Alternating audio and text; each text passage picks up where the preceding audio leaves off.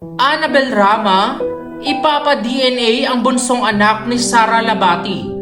Hindi nga napigilan ni Esther Labati, nanay nga ni Sara Labati, ang issue na di umano'y ipapa-DNA test ang bunsong anak ni Sara ni Annabel Rama na may hinggil o pagdududa di umano kung si Richard Gutierrez ang ama nito. Si Kai ay ang bunsong anak ni Sara Labati at ni Richard Gutierrez.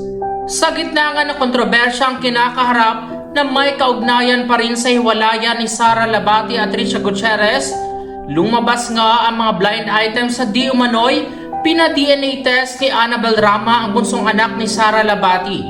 Isang video nga mula sa ika-71 kaarawan nga ni Annabel Rama ang kumakalat ngayon sa social media na kung saan tahasan nga inihayag ni Annabel Rama na meron nga siyang pagdududa kung talaga nga bang anak ni Richard Gutierrez ang bunso nito.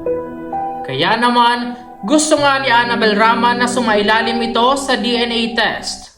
Sa ngayon nga, ay burado na ang nasabing video. Sa kabilangan nito, mainit nga na pinag-usapan ang post ng netizens sa Reddit tungkol nga sa nasabing issue. Ayon pa nga sa chismis, natuklasan di umano ni Sara Labati ang ginawa ng kanyang biyanan, na kung saan ito nga ang nagudyo kay Sara Labati upang tapusin ang pagsasama nila ni Richard Gutierrez. Narito pa nga ang naging chika ng netizen. Aniya, real reason why they broke up?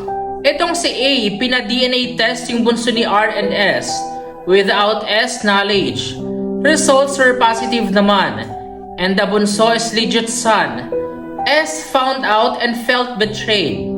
Samantala, mas lalong ngang uminit ang issue matapos ngang sagutin ng nanay ni Sara Labati na si Esther Labati na may kaugnayan pa nga sa pagpapa-DNA ng pamilya ni Richard Gutierrez sa anak ni Sara Labati na bunso. Narito pa nga ang nasabing komento ng netizen. Aniya, bilang babae, matatanggap ko siguro yung mga mali ng asawa ko. Pero yung ipa-DNA test yung anak ko kasi baka hindi daw anak ng asawa ko, it's too much to bear. Sa reply naman nga ng nanay ni Sara Labati, sinabi niya ditong ipinagtataka niya kung bakit na galit ang isang tao kay Sara, na kung saan tinukoy pa nga ni Esther Labati na hindi di umano pinapayagan si Sara Labati na lumabas mag-isa, na kung saan may mga kasama pa ito laging bodyguards. Dagdag pa niya, napakaseloso rin di umano ng kanyang taong tinutukoy. Narito nga ang naging pahayag ni Esther Labati.